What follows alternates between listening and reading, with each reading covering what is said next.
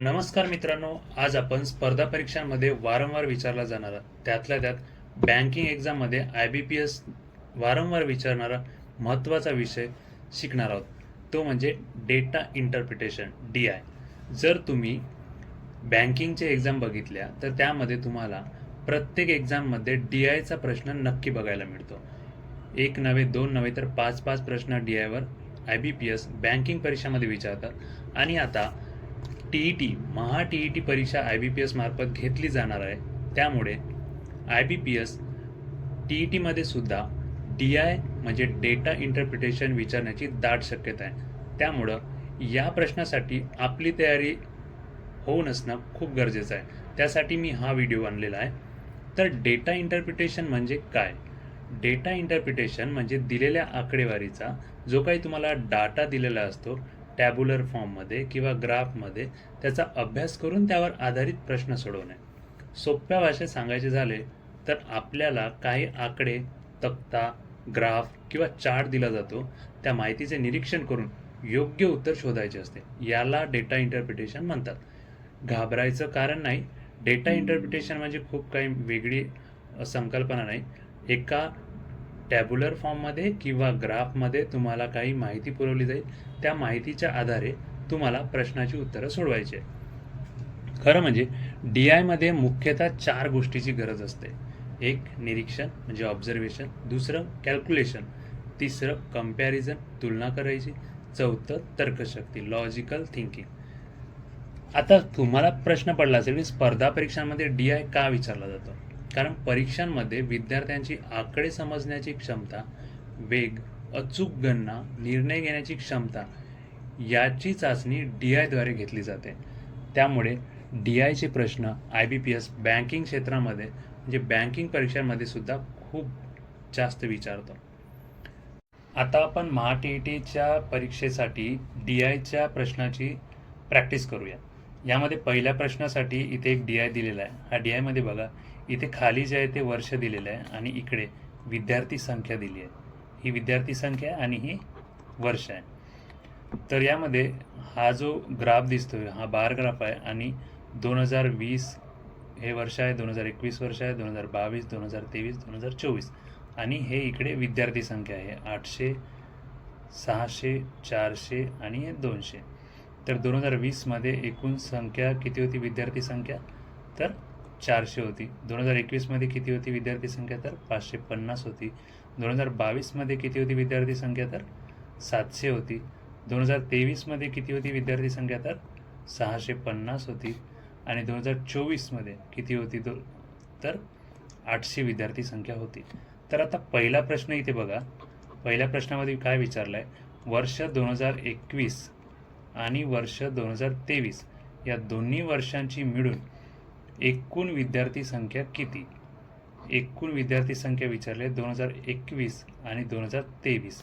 तर 2021 मध्ये बघा एकूण विद्यार्थी संख्या किती आहे 2021ची? 550. आणि दुसरं कुठलं वर्ष आहे? 2023. तर 2023 मध्ये विद्यार्थी संख्या किती आहे? 650. तर हे 650. ह्या दोन्ही वर्षाची मिळून एकूण विद्यार्थी संख्या किती म्हणतात? तर दोघांची काय करावं लागेल? बेरीज. 0, 5 अधिक 5 10, हातचा आला 1, 6 5 11 आणि 1 12. म्हणजे टोटल किती विद्यार्थी संख्या झाल्या? 1200. हे आपलं उत्तर. अशा पद्धतीने तुम्हाला DIचे प्रश्न सोडवायचे असते. सुरुवातीला आपण एकदम बेसिक आणि सोपे सोपे उदाहरणं समजून घेऊया जेणेकरून तुमचे कन्सेप्ट क्लिअर होतील. आणि त्यानंतर आपण स्टेप बाय स्टेप आपली जी लेवल आहे उदाहरणाची ती वाढवत जाऊया. त्यानंतर दुसरा प्रश्न इथे तुम्ही बघा. दुसऱ्या प्रश्नामध्ये काय विचारलंय की कोणत्या वर्षी विद्यार्थ्यांची संख्या सर्वात जास्त आहे? कमाल विद्यार्थी संख्या कोणत्या वर्षी आहे? तर इथे तुम्हाला ग्राफ बघता बघता दिसून येते की सर्वात उंच ग्राफ कोणाचा आहे? तर 2024चा आहे. म्हणजे सर्वात जास्त विद्यार्थी संख्या कोणत्या वर्षी होती? तर 800. 800 पेक्षा मोठा आकडा इथे तुम्हाला दिसतोय का? नाही. म्हणून 2024ची विद्यार्थ्यांची संख्या सर्वात जास्त होती. तर आपलं उत्तर D असणार आहे 2024. त्यानंतर आपण तिसरा प्रश्न बघूया. तिसऱ्या प्रश्नामध्ये काय विचारलंय, वर्ष 2020 पासून वर्ष 2021 मध्ये विद्यार्थी संख्येत कितीने वाढ झाली, म्हणजे 2020 मध्ये किती होती आणि 2021 मध्ये किती होती हे बघायचं, आणि 2020 आणि 2021 मध्ये किती फरक आहे, कितीने 2021 मध्ये विद्यार्थी संख्या वाढली आहे ते आपल्याला काढायचं आहे. तर 2020चा अगोदर आपण डाटा बघूया. 2020 मध्ये किती आहे संख्या, 400, आणि 2021 मध्ये विद्यार्थी संख्या किती आहे, 550. तर हे 550 हे 2021चे आहे आणि हे 20चे आहे. तर 550 मधून 400 गेले किती राहणार, 150. मग 2021 मध्ये 2020 पासून कितीने जास्त विद्यार्थी संख्येत वाढ झाली, तर 150. म्हणून आपलं उत्तर बी इथे करेक्ट आन्सर असणार आहे. त्यानंतर प्रश्न क्रमांक 4 बघूया. प्रश्न क्रमांक 4मध्ये काय विचारलंय की 2022 वर्ष 2022 आणि वर्ष 2023 च्या विद्यार्थी संख्येमधील फरक किती आहे. तर 2022 आणि 2023 मध्ये किती विद्यार्थी संख्येचा फरक आहे ते आपल्याला काढायचं आहे. तर 2022 हे वर्ष अगोदर बघूया आपण. 2022 मध्ये किती विद्यार्थी संख्या होती, 700, आणि 2023 मध्ये किती विद्यार्थी संख्या होती, 650. दोघांचा फरक काढायचा आहे, म्हणजे दोघांची वजाबाकी करावं लागेल. तर 0तून 0 गेला 0, 10तून 5 गेले 5, आणि हे 6 उरले तर 0, म्हणजे 50 विद्यार्थ्यांचा फरक आहे. बरोबर, म्हणून ऑप्शन ए आपलं बरोबर उत्तर असणार आहे. त्यानंतर 5व्या प्रश्न आपण बघूया. 5व्या प्रश्नामध्ये बघा काय विचारलंय, विद्यार्थी कोणत्या वर्षी विद्यार्थ्यांची संख्या बरोबर 700 होती. आता इथे हे विचारलं की कोणत्या वर्षी विद्यार्थी संख्या 700 होती. मग इथे विद्यार्थी संख्या बघा कुठे 700 आहे, 2020 मध्ये तर 400 आहे, 2021 मध्ये 550 आहे, 2022 मध्ये इथे बघा 700 आहे. म्हणून आपलं उत्तर काय होईल, 2022 या वर्षी विद्यार्थ्यांची संख्या बरोबर 700 होती, म्हणजे किती, 2022 मध्ये. अशा पद्धतीचे उदाहरणं, अशा पद्धतीचे DIचे प्रश्न तुम्हाला परीक्षेमध्ये बघायला मिळतील. माहिती विश्लेषण पायचार्ट बद्दल आपण आता माहिती घेणार आहोत. पायचार्टच्या माध्यमातून कशा पद्धतीने प्रश्न विचारले जातात आणि त्याची उत्तरं कशी सोडवायची हे आता आपण बघणार आहोत. तर पहिला प्रश्न बघायच्या अगोदर इथे दिलेली माहिती नीट समजून घ्या. हा आहे पायचार्ट. अशा पद्धतीने सर्कलमध्ये माहिती दिलेली असतात. इथे बघा अ चे 25% आहे, ब चे 35% आहे, क चे 30% आहे आणि ड चे 10% आहे. इथे रंग कुणाला कोणता आहे हे पण इथे मेन्शन केलेलं आहे. आणि इथे पण माहिती दिलेली आहे की अ चा 25% हिस्सा आहे, ब चा 35% हिस्सा आहे, क चा 30% हिस्सा आहे आणि ड चा 10% हिस्सा आहे. आणि महत्त्वाची टीप इथे दिलेली आहे. महत्त्वाची टीप ही लक्षात घ्या. सदस्य ड चे मासिक उत्पन्न किती दिलं आहे, 6000. म्हणजे हे जे मासिक उत्पन्न डचं आहे 10%, 10% किती आहे, या 10%ची किंमत 6000 रुपये. ही माहिती आपल्याला खूप महत्त्वाची ठरणार आहे, त्यामुळे ही माहिती लक्षात ठेवा. तर बघा पहिला प्रश्न इथं दिलेला आहे की सर्व 4 सदस्यांचे एकूण मासिक उत्पन्न किती आहे. इथे आपल्याला ड ची जे किंमत आहे 10%, ड चे 10% बरोबर 6000 दिलेले होते. मासिक उत्पन्न ड चं 10% आहे, 10% म्हणजे 6000 आहे. तर आपल्याला पूर्ण एकूण 4 सदस्यांचे काढायचे आहे. 4ही सदस्यांचे एकूण किती होणार, 100%. सगळ्यांचे मिळून तर 100%च होणार नाही यामध्ये. तर 100% बरोबर किती हे आपल्याला काढायचं आहे. ते 10% बरोबर 6000, तर 100% बरोबर किती. तर यामध्ये सिंपल आहे, तिरपा गुणाकार करायचा. 10% बरोबर 6000 गुणिले 100% भागिला हे 10% इकडे आणायचे. 0 0 कटला, 6000 गुणिले 10 बरोबर 60000. हे आपलं उत्तर झालं. ऑप्शन बी हे आपलं बरोबर उत्तर आहे.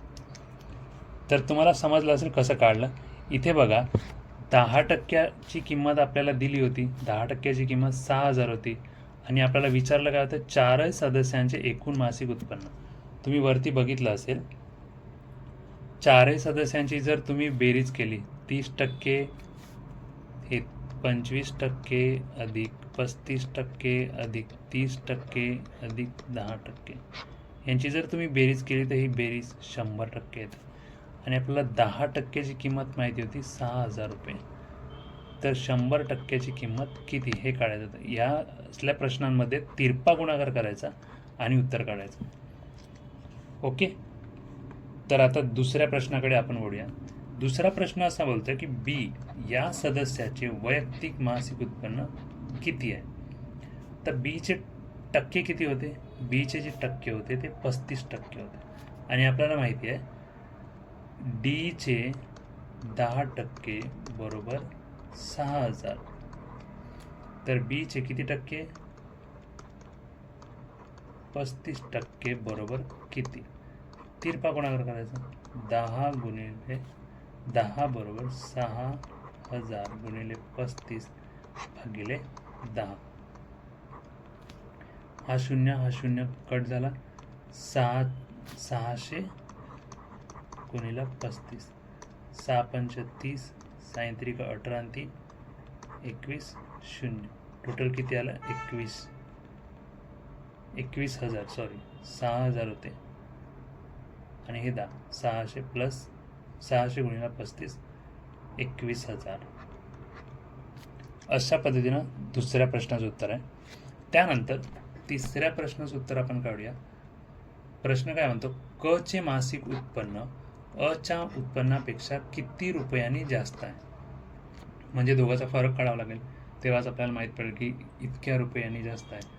तर क चं उत्पन्न किती आहे, 30% क चं. आणि अ चं उत्पन्न किती आहे, 25%. दोघांची वजाबाकी किती येत आहे, 5%. आता बघा 10% बरोबर किती होतं, जे की डीचं आपल्याला दिलेलं होतं 6,000 रुपये. तर 5 म्हणजे याच्या अर्ध होईल, म्हणजे 3,000 रुपये. हे कसं काढलं तुम्हाला समजलं असेल. दोघांचा आपल्याला फरक विचारला आहे, क चा आणि अ चा. क आणि अ मध्ये फरक किती आहे, 5चा. 5% बरोबर आपल्याला काढायचं आहे. तर 10% आपल्याला माहिती होतं, डीची किंमत दिली होती 10% 6,000 रुपये. त्यामुळे 5% ऑब्व्हियसली किती होणार, 3,000 रुपये. तर क चे मासिक उत्पन्न अ च्या उत्पन्नापेक्षा कितीने जास्त आहे, 3,000 रुपयांनी जास्त आहे. त्यानंतर चौथ्या प्रश्नाचं उत्तर काढूया. अ आणि ड यांच्या एकत्रित उत्पन्नाचे ब च्या उत्पन्नाशी गुणोत्तर काय आहे. आता अ आणि ड यांच्या एकत्रित उत्पन्नाचे यांचं एकत्रित उत्पन्न अगोदर आपल्याला काढावं लागेल, अ चं आणि ड चं. अ चं उत्पन्न किती होतं, इथे दिलेलं आहे, वरती बघूया आपण. अ चं उत्पन्न इथे बघा 25% आणि ड चं 10. 25 आणि 10 35%. अ आणि ड मिळून किती झाले, 35. आणि कोणाच्या उत्पन्नाशी काढायचं आहे, ब च्या उत्पन्नाशी. ब चं उत्पन्न किती होतं, ब चं उत्पन्न इथे बघा, ब चं उत्पन्न 35%. त्यामुळे ब चं जे आहे उत्पन्न 35 आहे. आता आपल्याला यांचं गुणोत्तर काढायचं आहे. गुणोत्तर काढायचं आहे म्हणजे दोघांचे छेदात करून घ्यायचं. 35 एक 35 म्हणजे एकास एक, बरोबर. आपल्याला कोणाची ह्या पर्सेंटेजमध्ये दिल्या आहेत दोन्ही गोष्टी, तर त्यांची किंमत काढायची गरज नाही. पर्सेंटेज कट्ट 35 एक 35 एकास एक असं याचं उत्तर आहे. अशा पद्धतीचे प्रश्न तुम्हाला पेपरमध्ये पाहायला मिळतात. ह्या पद्धतीचे प्रश्न IBPSच्या परीक्षांमध्ये आपल्याला बँकिंगच्या एक्झाममध्ये बघायला मिळतात.